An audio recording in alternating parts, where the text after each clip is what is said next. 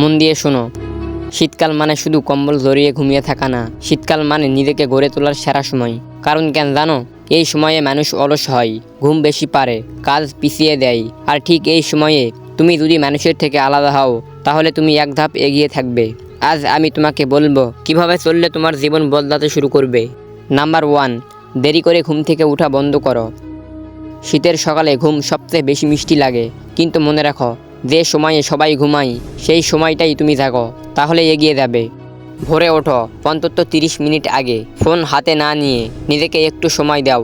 এই ছোট অভ্যাসটাই 3 মাস পরে তোমাকে আলাদা করবে। নাম্বার 2, শরীর চালাও, অলসতা না। শীতে শরীর শক্ত হয়ে যায়, আর অলস মানুষ বলে আজ না কাল করব না। শীতে তোমাকে শরীর চালাতেই হবে। 10 মিনিট হাঁটা, হালকা ব্যায়াম করা। বিশ্বাস করো, শরীর নড়লে মাথা নড়বে, আর মাথা নড়লে তোমার ভবিষ্যৎ নড়বে। নাম্বার 3, দিনে একটুকুও কাজ মিস করো না। অনেকে ভাবে সব একসাথে করব না, ভুল চিন্তা। দিনে একটু কাজ করো, কিন্তু সেটা প্রতিদিন। পড়াশোনা হোক, ব্যবসা হোক, স্কুল শিক্ষা হোক, প্রতিদিন 1 ঘন্টা। আরেকদিন কিছুই না। এভাবে কেউ আগায় না। অল্প অল্প কাজ করো, কিন্তু সেটা প্রতিদিন। এটাই সিস্টেম। নাম্বার 4, ফোন কম চালাও, ভবিষ্যৎ বাড়াও। শীতকালে ফোন হাতে নিলেই ঘন্টা উধাও, রিলস দেখে, ভিডিও দেখে, কিন্তু স্কিল শুতে ঘুমাই। দিন শেষে আজ নিজেকে জিজ্ঞাসা করো, ফোনটা কি তোমাকে টাকা দিচ্ছে, ভবিষ্যৎ দিচ্ছে? না দিলে সময় বেঁধে ফোন চালাও। বাকিটা সময় নিজের উপর কাজ করো। 3 মাস পরে তুমি নিজেই নিজেকে চিনতে পারবে না। নাম্বার 5, নিজের সাথে কথা বলো।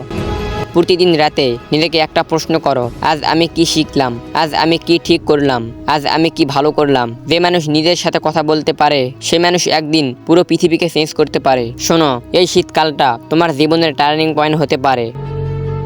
সবাই যেমন চলে, তুমিও ঠিক যদি তাদের মতোই চলো, তাহলে ফলও সবার মতোই হবে। কিন্তু মাত্র 3 মাস নিজেকে ডিসিপ্লিন রেখে চুপচাপ কাজ করলে আগামী বছর লোকজন জিজ্ঞেস করবে তুমি এত বদলে গেলে কিভাবে। আজ থেকেই শুরু করো, কাল না। এই শীত তোমার অজুহাত না, তোমার সুযোগ। যদি ভিডিওটা তোমাকে একটুও ভালো লাগে, তাহলে লাইক দাও। আর এমন ভিডিও পেতে চ্যানেলটা সাবস্ক্রাইব করে রাখো। অন্য কোনো ভিডিওতে দেখা হবে।